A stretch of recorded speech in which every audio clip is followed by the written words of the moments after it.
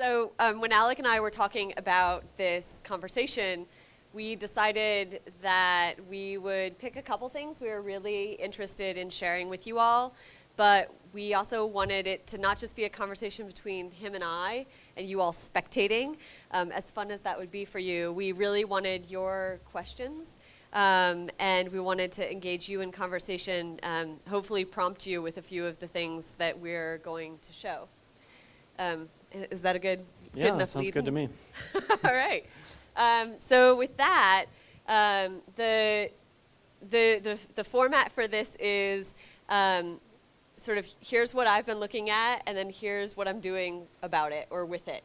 So as a curator, I spend a lot of time looking at art, and I am particularly excited and passionate about working with emerging artists, because I find there's a lot of really interesting ideas that come out of that practice when, I'm going to generalize here, but there's just a level of risk-taking and curiosity that is, to me, very, very exciting.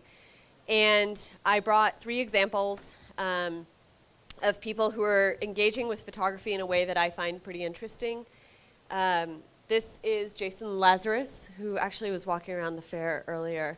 A Chicago artist who captivated me with a piece that he started working on that makes use of personal snapshots, which at this moment I feel fairly comfortable saying are basically an obsolete form of photography. Most people are no longer keeping family albums, and his piece, which I'm showing the full sweep of. It's a 35-foot installation of 400 and some photographs, 235. Covers basically the whole history of snapshot photography, but as you'll see in this detail, he's only giving you the inscriptions. So even if some of you are keeping family albums, this practice of writing on the back of them seems very, very antiquated already. And the messages and the way that photographs were used to convey messages, so sort of photography as language, became really, really interesting to me in this project. Another thing I'm really interested in, there's all this talk about the digital age, but I'm interested in some practices that really cling to photography as an index. And so Katie Patterson is an artist that works in actually a lot of different media, but gravitates to photography for very particular reasons, most of them circling around this idea of an index, a true document. And here I'm showing you History of Darkness. She works with scientists to identify points of darkness in the universe and photograph them through a really powerful telescope. She's photographing them analog. Don't like using that word, but it gets the idea across. And she is printing those as traditional gelatin silver prints and as slides. So here, this is the slide archive, which is necessarily ongoing because the points of darkness in the universe shift every time a star is born or dies. And she's interested in that as a marker of time. But she also does these matted framed prints. So it's very, very traditional presentation of photographs that we're all really used to and can see at a lot of the booths at this fair. But it is a black photograph. I mean, you can stare at it for a really long time, and it's not like you're going to tease something out of it. So it's in a way a very frustrating photograph, and yet it's a photograph that hinges on being photographic. And then I'm also very, very taken with artists that are looking to think about photography as something that circulates out in the world, and this is a good segue to where Alec's going to go. So I'm interested in photographic reproduction, photographic circulation, the way we understand images through that context.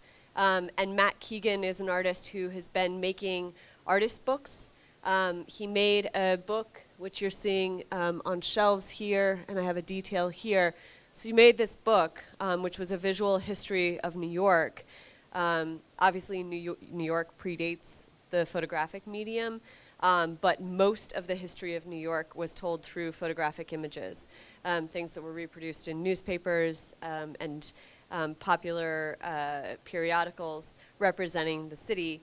He tells this history through the images only, and we worked together to devise a history of Chicago that could be inserted into those books to start to tease out that presence of text, but it's a text that in many cases doesn't align in any way at all with the image on the page, because what was happening in New York didn't match what was happening in Chicago. And that idea that the text, which runs sideways on the bookmark, the orange bookmark, the idea that that text conjures an image, and that it probably conjures an image that's somewhat photographic in your mind at the same time that you're looking at a photographic image that doesn't match the text, all that tension I'm really excited by. So that's here's what I have been looking at. Here's a few things of what I'm really excited by. Just a few. This is not comprehensive at all for either of us. And what I do with them is an emerging series at the Art Institute of Chicago, curated every other year, including 3 artists, and it's called Exposure. Katie Patterson and Matt Keegan were in the last one.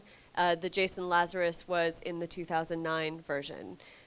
So I'm sorry to say you cannot come see it at the museum right now, but next fall, come back and it'll be up. And no, I have absolutely no idea who's in it, so I'll just kill that question right now. And I think with that, I'm going to turn it over to Alec. Wow, you were fast. That was good. I want to leave time for conversation. Yeah, very good. I need that. Yeah, so this is obviously a free-form sort of endeavor today. But mainly we're talking about what's on our minds. And what's on my mind these days is image saturation, or the quantity of photographs floating out there in the world. I have these statistics, recent statistics from Facebook, just about the number of images being uploaded into Facebook, and I think that this phenomenon is so heavily influencing photographic practice right now in one way or another, and I imagine it's affecting curatorial practice as well.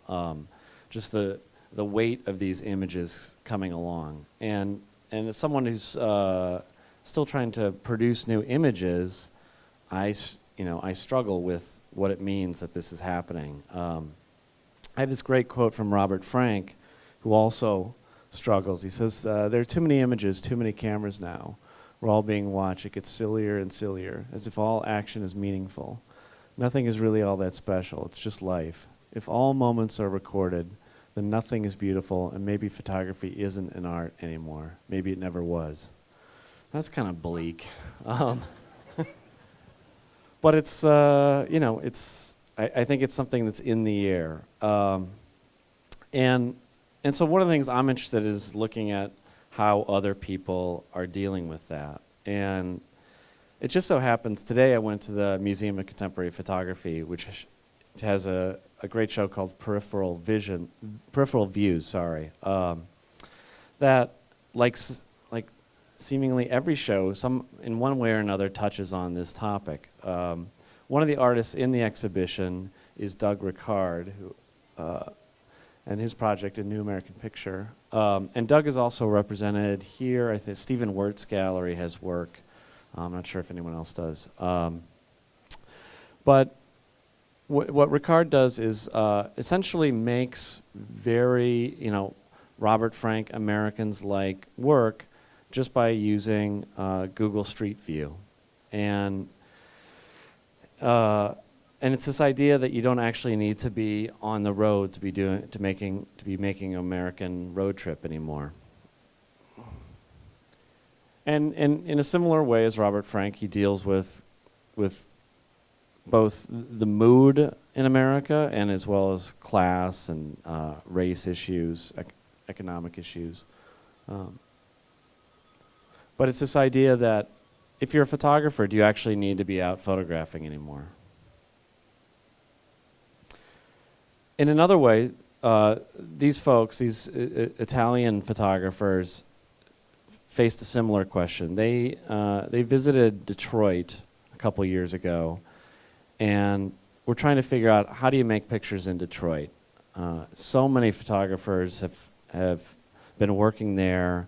There's something beautiful about the ruins of Detroit, but they were uncomfortable doing that, and they discovered these, a truckload of these photographs, and just collected them and let that serve the purpose of their documentary project. Now, one of the interesting things I was thinking about, going back here, about this pair that I thought about today when I was at Columbia at the Museum of Contemporary Photography is that so many artists are responding to this wave of images by doing a couple of things. One is by producing something really tactile. So by hanging these deteriorating photographs, so connecting it to the real world again in that way. And one thing I noticed is that a third of the artists in this show were a team, were a pair of people working together. It's like with the onslaught of images, you need to pair up to somehow take it on. And then I think this is the ultimate example of how to respond to this abundance. I think this is every picture uploaded onto Flickr in 24 hours. This is by Eric Kessels, and I think it too is this way of not generating new pictures, working with existing pictures, making something tactile as a response to this. And I think it's an interesting solution. So I see all of this stuff happening, but for myself, it's not what I'm going to do. I'm not going to start, just doing Google image searches and making books out of that work. It's just not my practice. I'm still a photographer.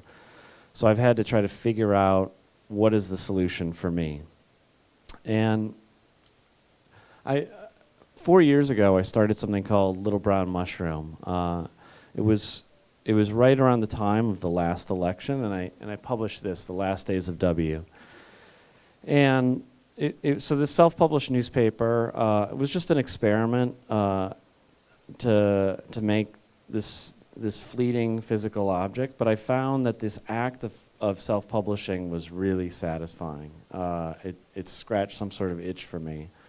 And so I continued exploring this and building this little publishing company. And these are some of the books that most of the books that we've published up to this point.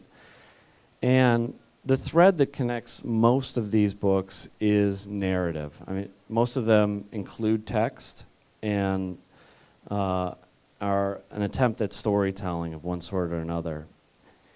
For me, the only way to deal with the flood of images is to make stories. Somehow, all these little fragments coming at us, if I can chain enough of these fragments together to make a story, it has more meaning. So with this publishing effort, I've been experimenting sometimes with my own work, but very often with other artists and writers to see how one can use photographs to construct narrative. This has led to my most recent project, which is this. It's called the Lbm Dispatch, and what it is it's my own newspaper essentially with the writer Brad Zeller. So Brad and I are going out in the world, and we're almost pretending we're going back in time as newspaper journalists. So he's the writer, I'm the photographer, and we're chasing down stories, and we're publishing this newspaper immediately after we go on these trips, usually 2-week-long trips. And I'm not going to show you pictures from this right now, there's not time, but for me it's been, in a way I go back to people like Gene Smith, to Life magazine, the photo essay. This storytelling for me is the answer. So That's what I'm up to. How much time have we killed? 3:43. All right. Great. We're very professional. Yeah. Now I'm really intrigued by the comparison to Life magazine, which of course really only exists today for commemorative issues, as far as I know. Did you have an awareness of Life when you started studying photography, or is this interest in narrative and photo essays really new for you? No, it came to me much later. I mean, I came to photography through, painting and through artwork, essentially. And I enjoyed it on that level, but there was always something more that I wanted. And I don't think photography is ideally suited for narrative. I mean, it's not like filmmaking where it's takes place over time, so it's not the ideal medium. But I found that as time goes by and as this wave of images hits, I have more and more of a need for it. So I look back at those people that work that way. One of the things I did with Little Brown Mushroom is I started looking at children's books as the model. There's actually... So these books in the lower left, they're all modeled after little golden books for children. They have the same format. And because I think the children's books, as simple as they are, it's a way to combine text and image and tell a story and create meaning over time in this very simple way. And so that became the first model for me. And I actually, up in the upper left, are two little zines that I've published with my own kids. And it's been great. It's like I've learned so much from this practice of storytelling. And then I realized that the photo essay, that classic Gene Smith sort of photo essay, is kind of it's the next step up. It's like the young adult literature. Right. Well, I mean, the first thing I think with the little golden books too is those were almost always illustrated. I mean, I can't think of one that's photographic. And so when you say next step up, it feels like a step beyond the interpretation that happens with illustration. It's kind of true. There actually are photographically illustrated little golden books, and there are photographically illustrated children's books, which I started collecting to find examples. Of course you did.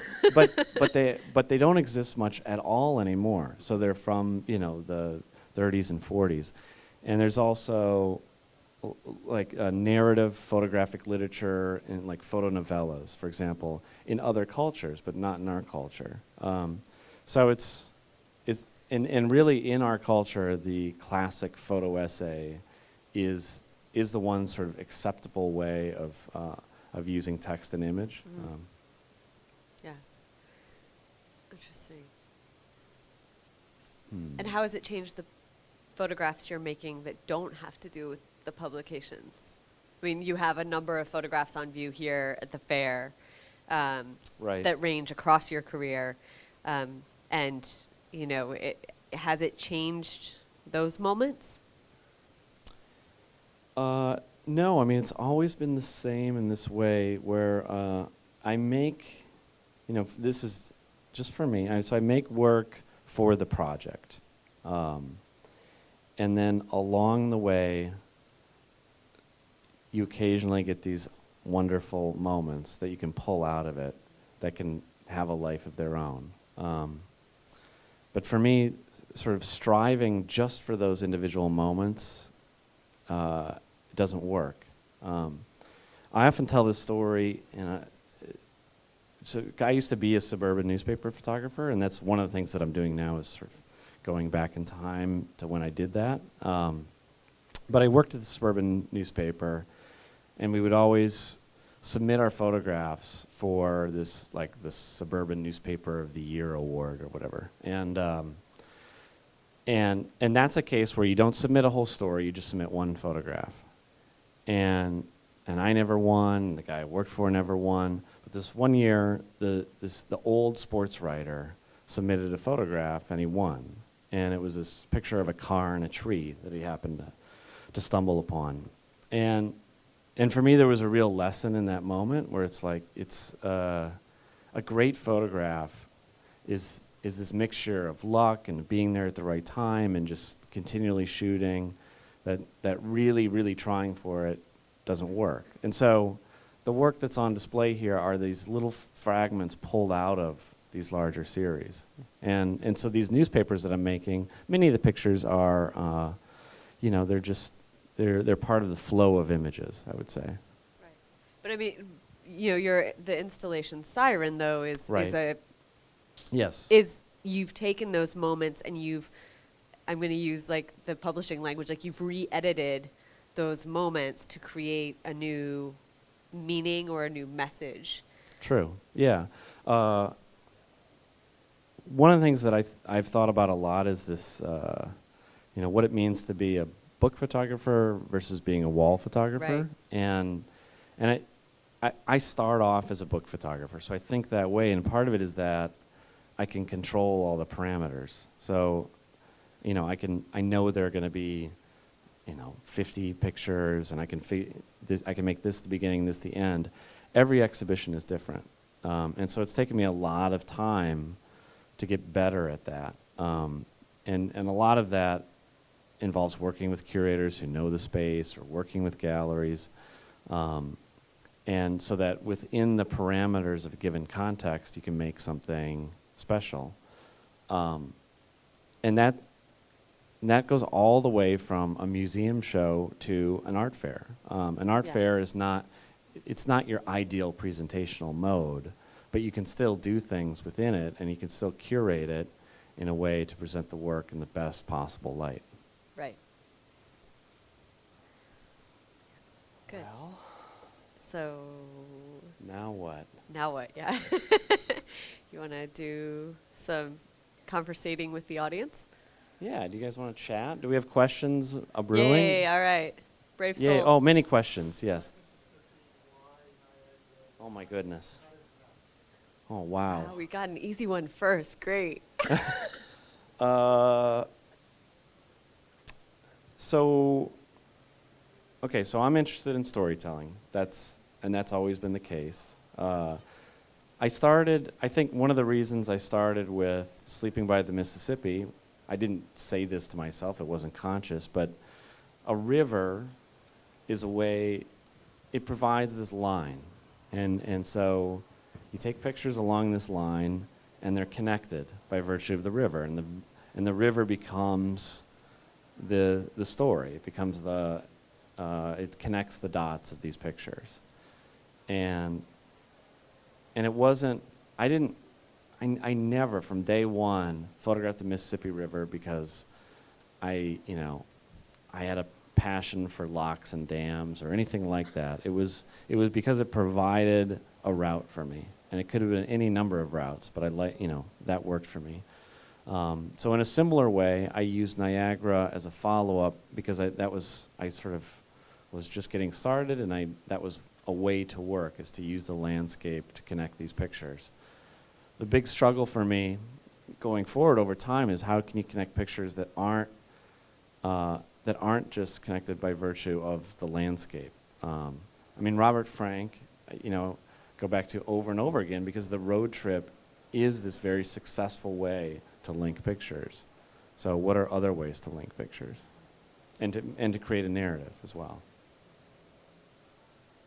Yeah. Since you're visiting communities that are not your own community, how do you see your relationship with your subjects?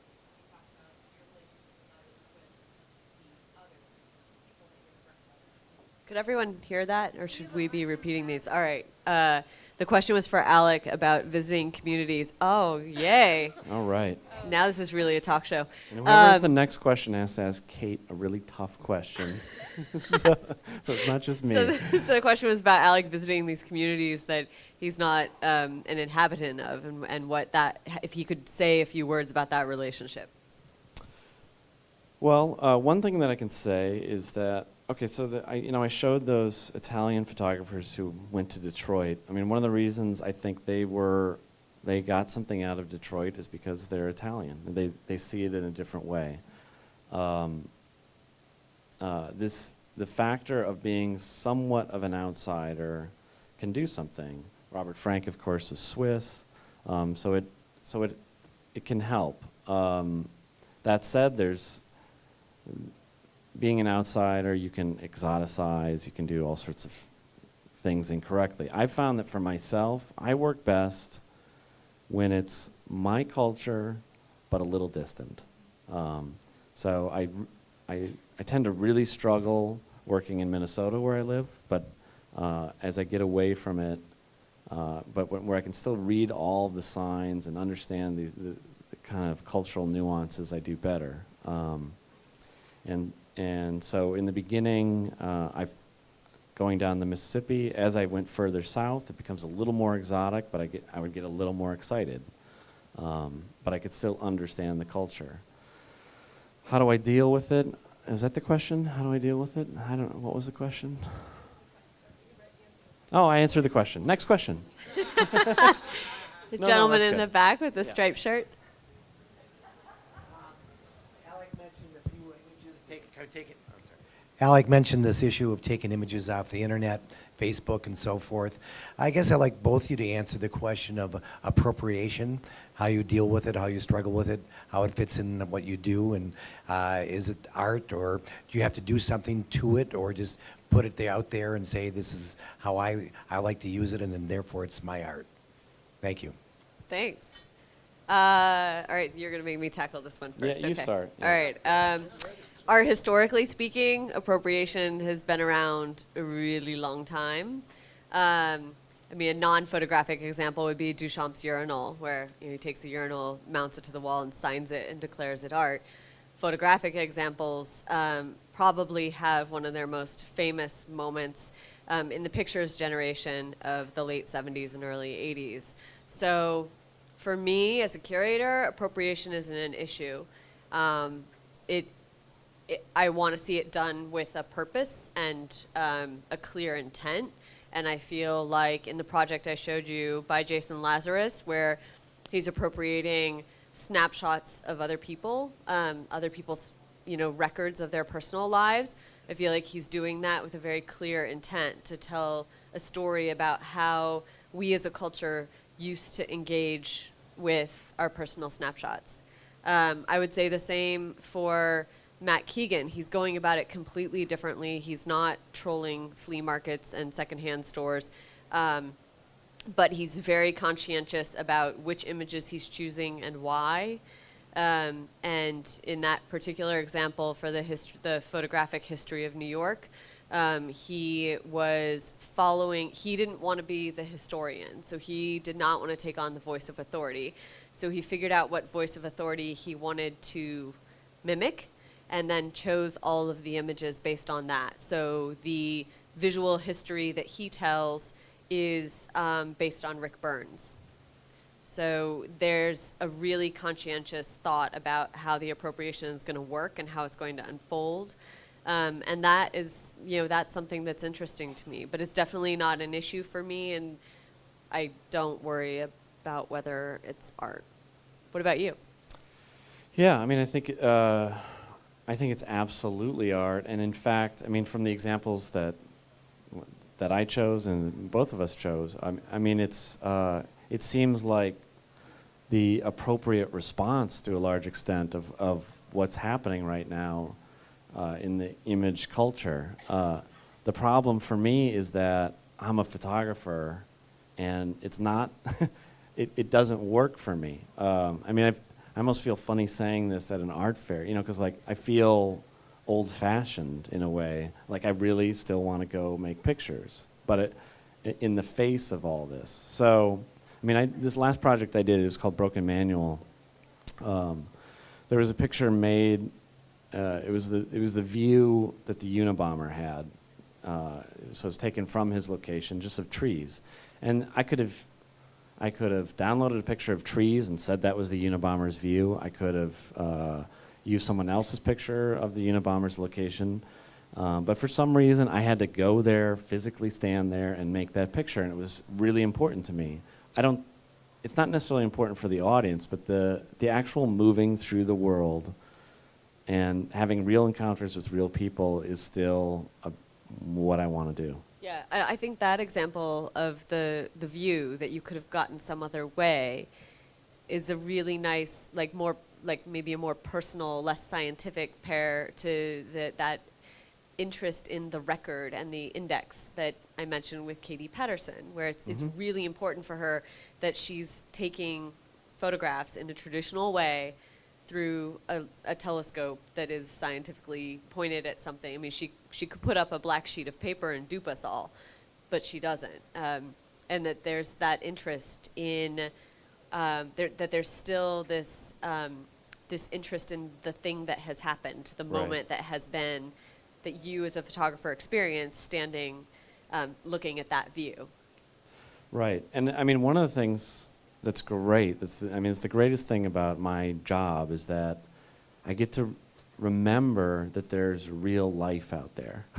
That, because just like everyone else, I spend most of my time in front of the computer screen trolling in this virtual world. But then I go out and there's like real human beings having real encounters with each other, and it's amazing. It's great. Yeah, it is. I'm curious about knowing a little bit more. Oh, sorry. I'm curious to know a little bit more about the stories you're telling in Dispatch, and also, given the titles, I'm curious if yours continue to be driven by landscape in some form. Yeah, there's no getting around it. Because I am back to that model of, to a large extent, of landscape and the road after many, many other experiments. And what's the question exactly? What just to know a little bit more about the stories you're telling and how you're telling them. Sure. Okay, so what I decided to do is I decided to collaborate, and I teamed up with this writer, Brad Zeller. And so Brad and I plan out a journey. So we planned out 2 weeks in Ohio and going from city to city. And in that case, we had this overarching theme. And it was sort of, for that one, it was social culture. What's happening with social life and social groups, sort of community groups. So like this phenomenon of bowling alone, if people remember that book, and this idea that the collapse of community culture. And so we visited different clubs and organizations like that. So in a way, it was kind of a true documentary project, and Brad was doing interviews, and I was making photographs. With Upstate, it was quite different, where there we were dealing more with the feeling of the history of the place and the roots being dug in a bit. And I should say that both of these are going to be available at Printed Matter right after this, so you can see them for yourself. But so in the case of Upstate, it was almost like these voices from the grave. So Brad was collecting voices from texts, from locations that we were visiting, and I was making pictures. So it's like quasi-journalistic. It's like a dream journalism in a way.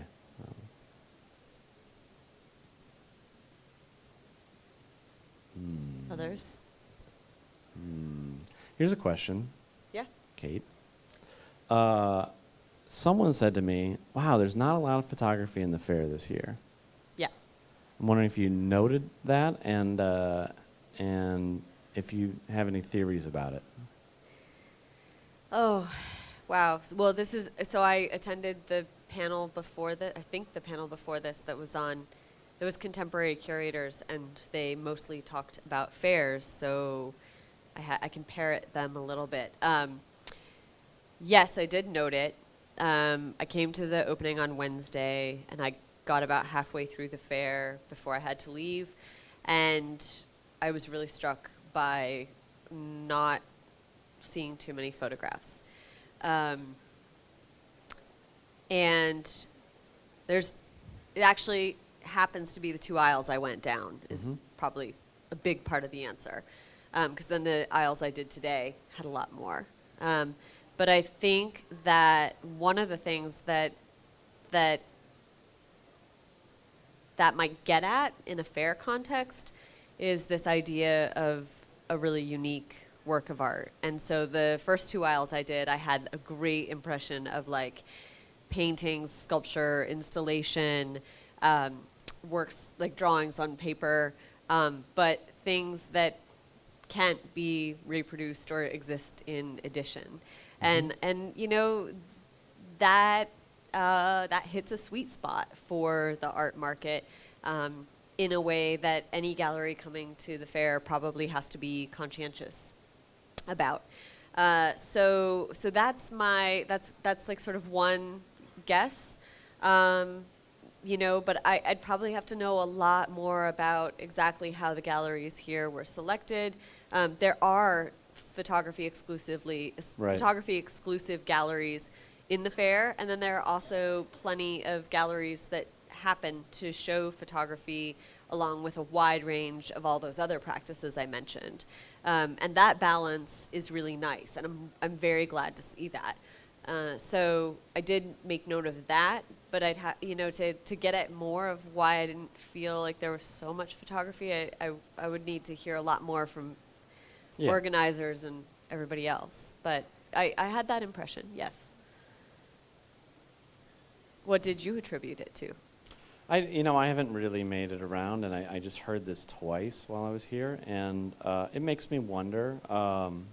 It makes me wonder about, this issue of image fatigue, and that, and because I do see in the photography world this increasing move towards tactile things. So, prints that are suspended in a frame that maybe are crumpled a bit or that feel like real objects. So I think, just papering the booths with photographs the way it was, noticeable maybe 5 years ago or something. There was so much photography that maybe there is a kind of image fatigue, but I could just be making that up out of thin air as well. I have no idea. Interesting. So it came back to that kind of deluge for you of images. It's a maybe. I don't know. Yes. Yeah.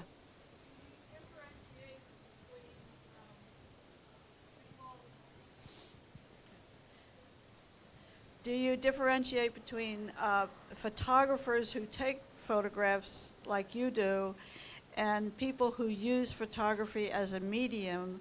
In other words, actually use it as tear it up, do it, or actually like the two artists you mentioned that actually take other people's photographs and hang them on the wall.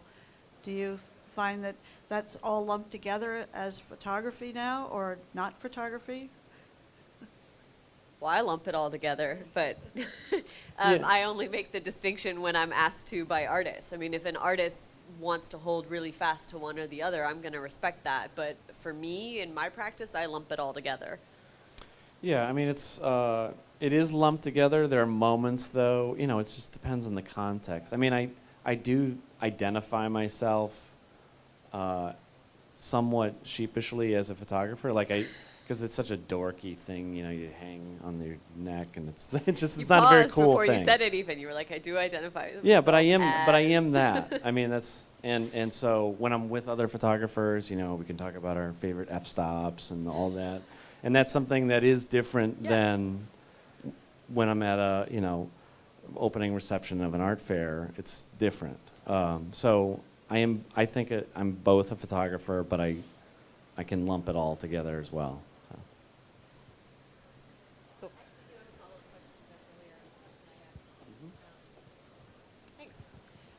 When I saw one of your pieces from 2009 where it's a man standing with a wizard model airplane, I believe. Yeah. So in an example like that, and thinking about how you relate to your viewer when you're on these kind of road trips seeking subject matter, how much do you interact with the person you're photographing? How much do you get their story, and how much do you want to get that into your work? Yeah. I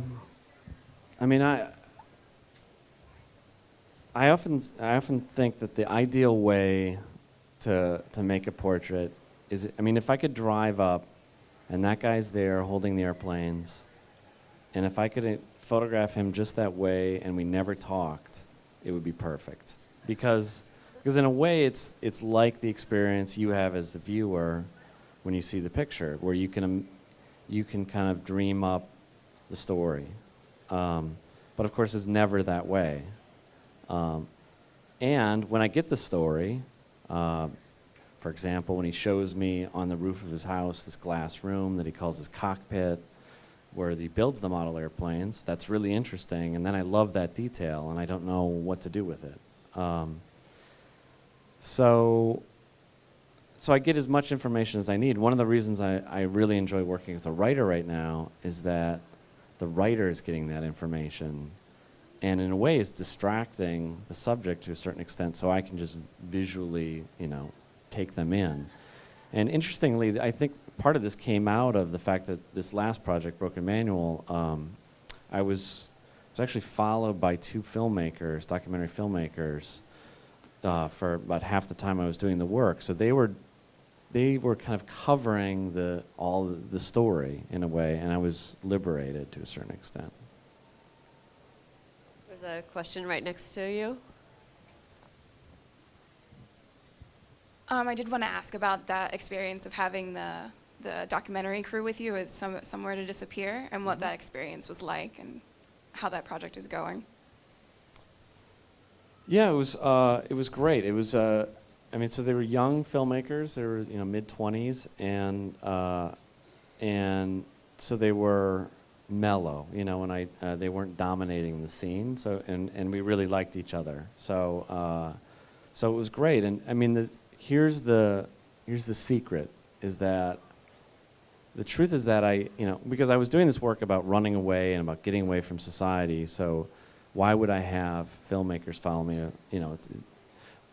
But the secret is that I actually didn't want to be alone. Like I was looking for company, oddly enough. And that's something that's really changed for me over time, is that, because he was Sleeping by the Mississippi was all about like getting away, to be alone on the road.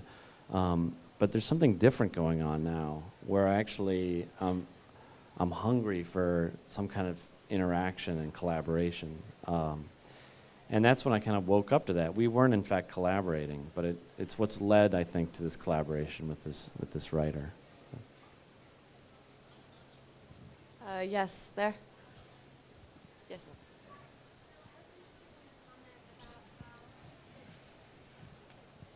I was interested in your comment about how you started out as a book photographer, and then you sort of had to make the transition to a wall photographer. Mm-hmm. So I was wondering if you could talk more about what you felt the differences were and how those things relate to each other.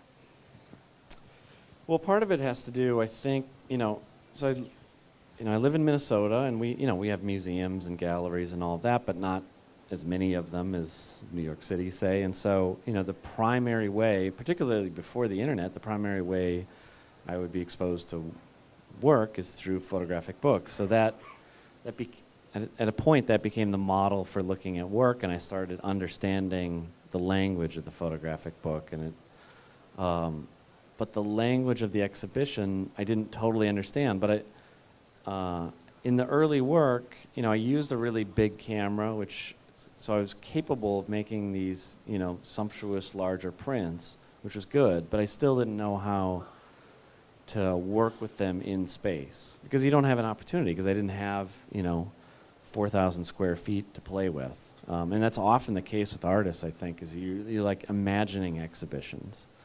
So it's really been through exposure and practice over these years, and interestingly, like the first museum show I had was at the Museum of Contemporary Photography here, and so when I was there today, I was remembering what it was like to work in that space, and I didn't know, I just didn't know how things worked, and it's really evolved over time, and now I do think much more about installation, and I do, right now I'm making print tests with this new work to try to figure out scale and all of those solutions, but I didn't have the ability to do that when I was younger. I think there was a question behind that.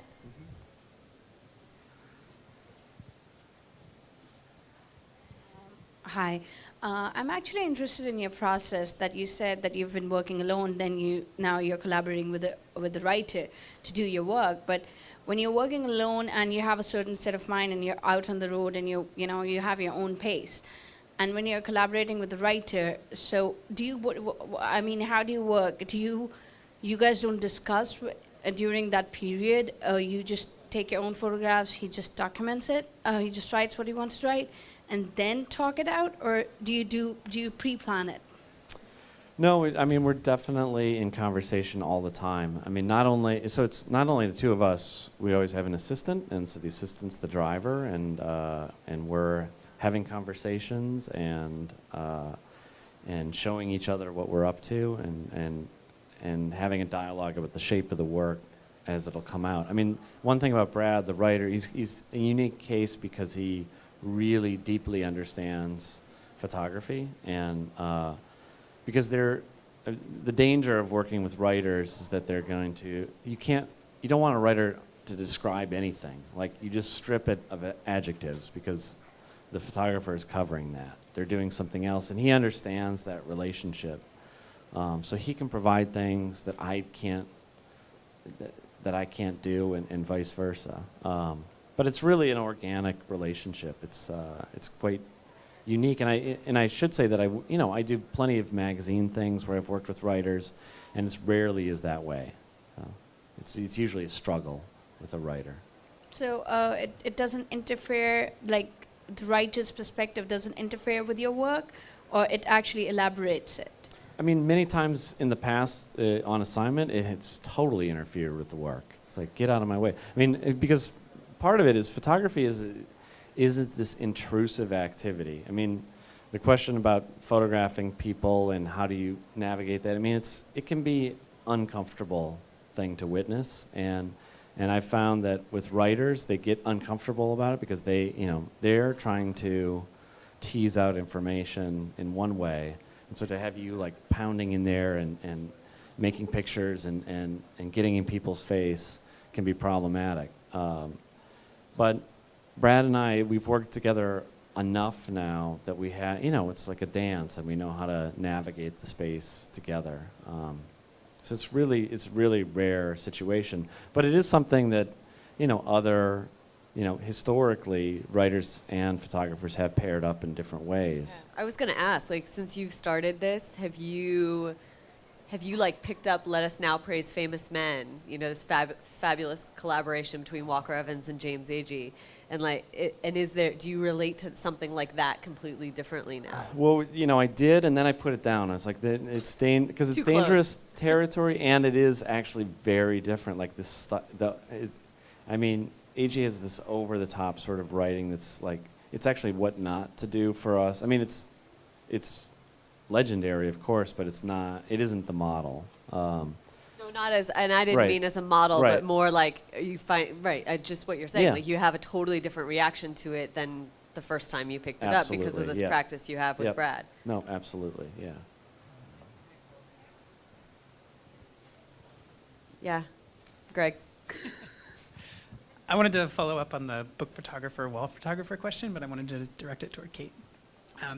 With so many photographers making books, and you've worked on several exhibitions where books are included in the display, how do you decide when you're going to show the book, when you're going to try and translate the book into something that's appropriate for the wall?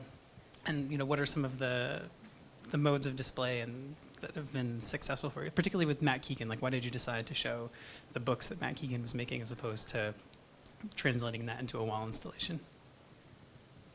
Well, books don't translate into wall installations so very well. I mean, the most success I've ever had putting a book on the wall was when we took the Eggleston retrospective at the Art Institute a couple years back, and the cover of Eggleston's guide has that killer photograph of the tricycle on it, and it felt like an object that I could put on the wall and have you really encounter face to face the cover of that book.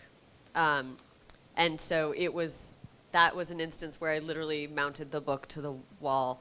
I mean, no damage was done to the book, but you experienced it, it was like framed photograph, and then you experienced the book like this. You weren't hunched over a case, you weren't looking at a spread. And I wanted that. But most of the time, Matt Keegan's book is, first of all, I should specify that book was meant for visitors to flip through. So it was not a sacrosanct museum object. You could turn the pages, and he wanted you to experience that history as you were in the galleries. So that interactive, durational, experience in many ways, I think, it might not be all that different from the experience that a filmmaker would hope a viewer at the museum has. You spend time with it, you take it in, it unfolds and adds onto itself over time. But I come back to the thing I confessed at the very beginning, which is that I'm very interested in how images circulate. And most of my decisions about putting books in or magazines, I'm about to do an exhibition with a ton of magazines. And most of it comes down to circulation. So the exhibit that's up now at the Art Institute, for example, it focuses on 6 photographers. One of them was working for PM newspaper. That's a newspaper that has fallen from memory. And I felt like we needed to show that, to signal what that looked like, to have a daily newspaper in the 1940s incredibly dedicated to photography. So where like half of every single page is given over to images, photographic images. And then we have Ouija in the show, and Ouija's Naked City, like the first print run sells out of that, and it was hugely popular. And it was not a photo book that was just for a really exclusive art savvy audience like all of us. And I'm really interested in driving those kinds of points home. And so that's how those books and the PM newspaper ended up in the cases in that current exhibition. So I just keep coming back to circulation. And it doesn't mean that there isn't an artist who's going to wait 40 years and then go back to their work and make a book out of it. But I'm so interested in what was being seen at the moment. And so I'm fascinated that, like, in 1946, you could see Ouija in your tabloid newspaper as you rode the New York subway, but you could also walk into a bookstore and buy Naked City. And that he had that kind of, not just that kind of visibility, but, I mean, those are very different worlds to occupy, and I'm interested in that. Was there another? There was, I thought, one other over here. No? Be the big In the finale. front? Yeah. And this actually might be our last question. Where is it? In the front? It's sort of appropriate as a last question. Good. But, I'm walking around today, and there's a lot of students here, and I'm a student in photography specifically. And you guys are talking about the saturation of images in our culture today. So as a student, it's sort of intimidating to be facing that world. And I was just wondering, is there any advice that you wish that you had been given during your early time in the art world that you can pass on to that group of us sitting here, looking at where you guys are now? And I mean, it's impressive. You've both created like really substantial careers in very different areas. You have yours?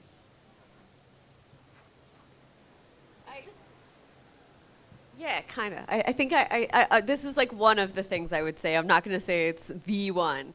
But I think it's this really delicate balance between staying true to what you're most passionate about, but also staying curious.